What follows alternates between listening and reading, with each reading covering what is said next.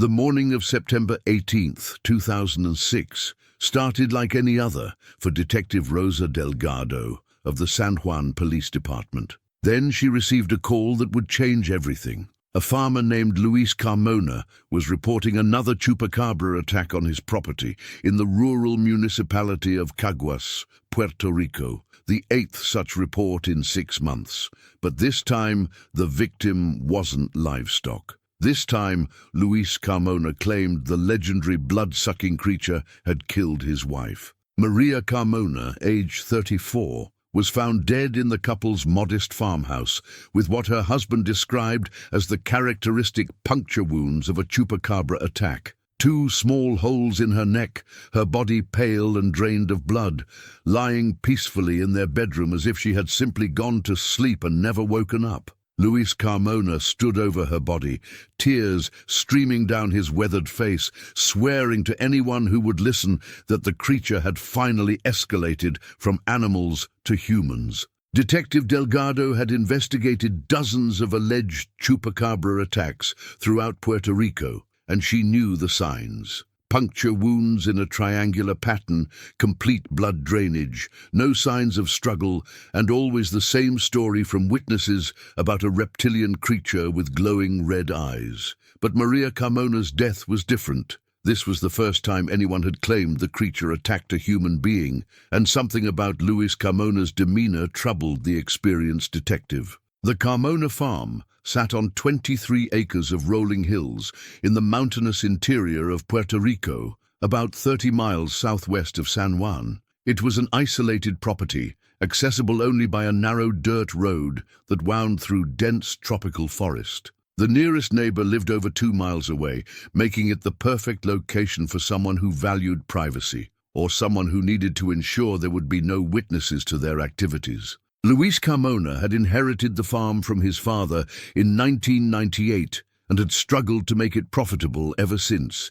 Court records show he had fallen behind on mortgage payments multiple times and had been forced to sell off portions of his land to cover debts. By 2006, the farm was operating at a significant loss, and Luis was facing foreclosure proceedings that would have left him homeless and destitute. The first alleged Chupacabra attack on the Carmona property occurred in March 2006, when Luis reported finding 3 of his goats dead with the characteristic puncture wounds. Local authorities investigated but found no evidence of unusual predatory activity. The wounds were consistent with attacks by large dogs or other domestic animals, but Luis insisted that no ordinary animal could have drained the blood so completely. What made Luis Carmona's claims unique was his insistence that he had actually seen the creature on multiple occasions. Unlike most Chupacabra witnesses who reported brief glimpses or encounters in darkness,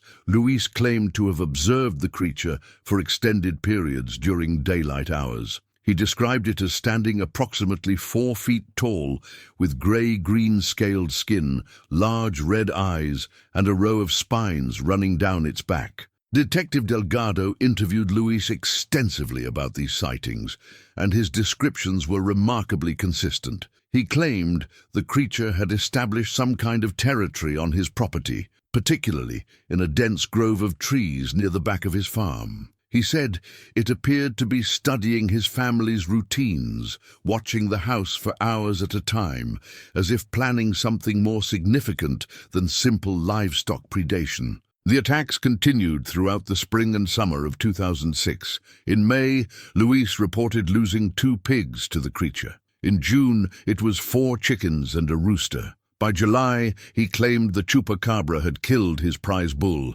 a massive animal worth nearly $3,000. Each incident followed the same pattern: animals found dead with precise puncture wounds and completely drained of blood. Local veterinarian Dr. Carlos Rivera examined several of the dead animals and found the attacks puzzling. The puncture wounds were indeed precise and appeared to have been made by some kind of hollow instrument rather than teeth or claws. The blood drainage was complete, suggesting the use of mechanical devices rather than natural predation. Dr. Rivera privately told Detective Delgado that the attacks appeared to be the work of someone with knowledge of animal anatomy, not a wild creature. Luis's behavior during this period struck many observers as strange. Rather than taking precautions to protect his remaining livestock, he seemed almost excited about each new attack. He would call local reporters to document the scene, invite neighbors to view the bodies,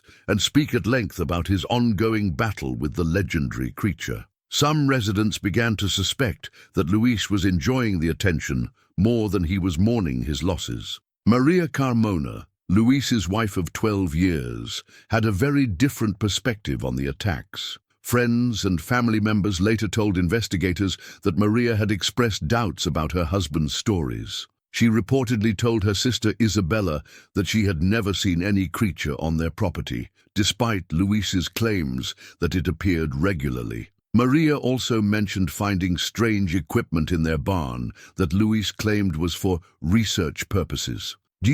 The couple's relationship had been deteriorating for several years before Maria's death. Neighbors reported frequent arguments, often concerning money and Luis's increasingly erratic behavior. Maria had begun working as a seamstress in nearby Caguas to supplement their income, and she had mentioned to friends that she was considering leaving her husband. This information would prove crucial to Detective Delgado's investigation. On the night of September 17, 2006, Maria Carmona attended a church social in Caguas and didn't return home until nearly midnight. According to Luis, they had a brief conversation before going to bed, and he had fallen asleep immediately due to exhaustion from farm work. He claimed to have awakened around dawn to find his wife's body in their bed, cold and lifeless, with the unmistakable signs of a Chupacabra attack. Detective Delgado's examination of the crime scene revealed several inconsistencies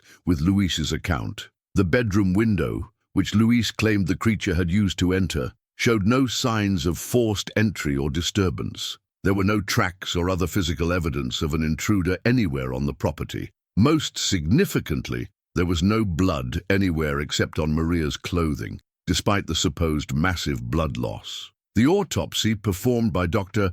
Elena Santos revealed the true cause of Maria's death. The puncture wounds in her neck had been made post-mortem using a hollow needle or similar medical instrument. Maria had actually died from a massive dose of insulin, which had caused her blood sugar to drop to fatal levels. Someone with knowledge of diabetic medication had deliberately murdered her and then staged the scene to look like a Chupacabra attack. Further investigation revealed that Luis had purchased a large quantity of insulin from a veterinary supply company several weeks before his wife's death. When questioned, he claimed it was for treating one of his sick animals, but veterinary records showed no evidence of any animal on his property requiring insulin therapy. The insulin bottle found in his barn was nearly empty, though no animals had been treated. Detective Delgado discovered that Luis had taken out a substantial life insurance policy on his wife just 8 months before her death. The policy, worth $50,000, would have been enough to pay off his farm debts and provide financial security for several years. Maria had reportedly been unaware of the policy's existence, as Luis had forged her signature on the application documents. The investigation also revealed that Luis had been researching Chupacabra attacks extensively, visiting websites and forums dedicated to the creature's mythology. Computer forensics showed that he had spent hours studying reported attack patterns, wound characteristics, and witness testimonies. He had been methodically learning how to stage convincing Chupacabra attacks for months before his wife's death. When confronted with this evidence, Luis Carmona maintained his innocence. He insisted that the creature was real and had killed his wife exactly as he had described. He claimed that the insulin found in his system could have been injected by the Chupacabra itself, suggesting that the creature was more intelligent and sophisticated than anyone realized. His explanation became increasingly elaborate and desperate as the evidence mounted against him. The truth about Luis's livestock attacks began to emerge during the investigation. Forensic examination of his property revealed a sophisticated setup for staging the deaths. He had been using veterinary equipment to drain blood from his own animals after killing them with insulin injections. The blood was stored in containers hidden in his barn, and the precise puncture wounds were created using hollow needles to simulate Chupacabra bites. Luis's motivation became clear when investigators examined his financial records. Each alleged Chupacabra attack had been reported to his insurance company, and he had filed claims for the value of the dead livestock. Over the course of 6 months, he had collected nearly $15,000 in insurance payouts for animals he had killed himself. The attacks were an elaborate insurance fraud scheme disguised as supernatural encounters. The pattern of escalation from animals to humans made perfect sense once the true motive was revealed. Luis had exhausted the financial potential of livestock claims and was facing imminent foreclosure on his farm. His wife's life insurance policy represented his last chance to avoid financial ruin, and the Chupacabra provided the perfect cover for murder. During his trial, Luis Carmona continued to maintain that the Chupacabra was real and that he was innocent of any wrongdoing. His defense attorney argued that his client genuinely believed in the creature's existence and had not intentionally committed murder. They suggested that Luis might have killed his wife during a psychotic episode, genuinely believing he was protecting her from the monster he imagined was stalking their property. Psychiatric evaluation revealed that Luis did not suffer from any diagnosable mental illness that would have prevented him from understanding his actions. Dr. Patricia Morales, the court-appointed psychiatrist, concluded that Luis's Chupacabra stories were elaborate fabrications designed to conceal his crimes rather than delusions caused by mental illness. He was found competent to stand trial and fully responsible for his actions. The prosecution's case was overwhelming. They presented evidence of the insurance fraud, the premeditated murder, and Luis's extensive research into Chupacabra mythology. Witnesses testified about his strange behavior and his wife's growing suspicions about his stories. The jury deliberated for less than 3 hours before finding Luis Carmona guilty of first-degree murder and insurance fraud. Luis was sentenced to life in prison, without the possibility of parole. The judge noted that his use of local folklore to disguise his crimes was particularly heinous, as it exploited the fears and beliefs of his community for personal gain. The sentence was designed to ensure that Luis would never again be able to harm anyone or profit from his deceptions. The impact on the local community was profound and lasting. Many residents had genuinely believed in Luis's Chupacabra stories and had lived in fear of the creature for months. The revelation that their terror had been manufactured by a murderous neighbor left them feeling betrayed and violated. Some families had changed their daily routines, installed security systems, and avoided certain areas of their own property because of fears that Luis had deliberately cultivated. The case also had broader implications for Chupacabra research throughout Puerto Rico and Latin America. Luis's detailed fabrications had been accepted as legitimate sightings by cryptozoologists and paranormal investigators, who had cited his reports as evidence of the creature's existence. The revelation that one of the most well-documented series of Chupacabra encounters had been completely fake called into question the reliability of other reported sightings. Detective Delgado used the Carmona case as an opportunity to educate law enforcement officers throughout the Caribbean about recognizing staged supernatural attacks. She developed training materials that helped investigators identify the signs of fabricated cryptid encounters and distinguish between genuine unexplained phenomena and elaborate hoaxes designed to conceal criminal activity. The farm where Luis Carmona committed his crimes was eventually sold to pay his legal debts and provide some compensation to his wife's family. The new owners found additional evidence of his deceptions, including detailed journals documenting his fake attack staging and practice sessions where he perfected his techniques for creating convincing Chupacabra wounds on dead animals. Perhaps most disturbing was the discovery that Luis had been planning to expand his operation beyond insurance fraud. His journals revealed plans to offer Chupacabra hunting expeditions to tourists,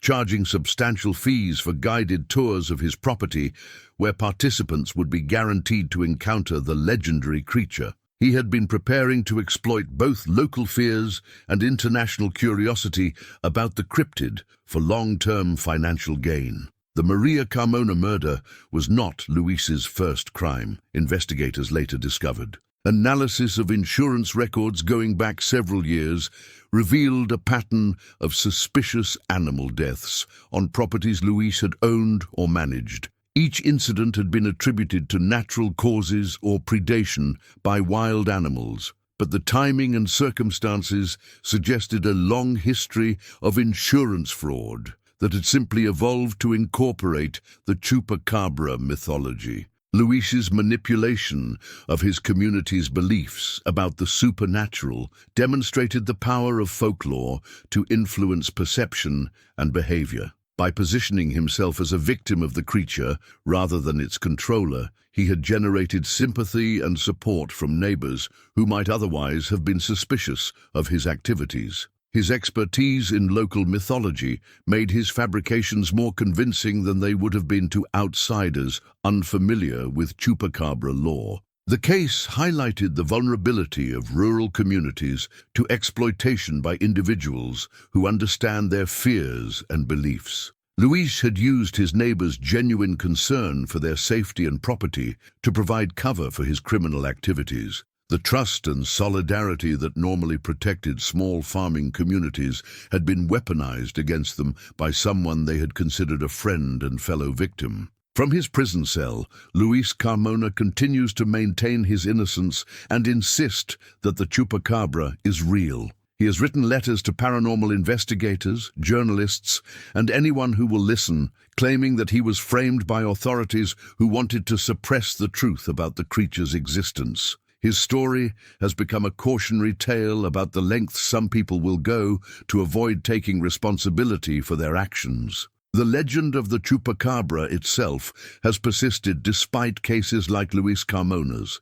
Believers argue that hoaxers like Luis actually help the real creature by providing cover for its activities and discrediting legitimate sightings. They suggest that cases of documented fraud make it easier for the genuine phenomenon to remain hidden and unexplained. However, the Carmona case has made investigators more skeptical of reported Chupacabra encounters, particularly those involving financial motives or insurance claims. Law enforcement agencies now routinely examine the backgrounds and motivations of witnesses who report cryptid attacks, looking for evidence of fraud or deception before accepting their accounts as genuine. The story of Luis Carmona serves as a reminder that the real monsters are often human beings driven by greed, desperation, or malice, rather than supernatural creatures lurking in the darkness. His exploitation of his community's fears and his wife's trust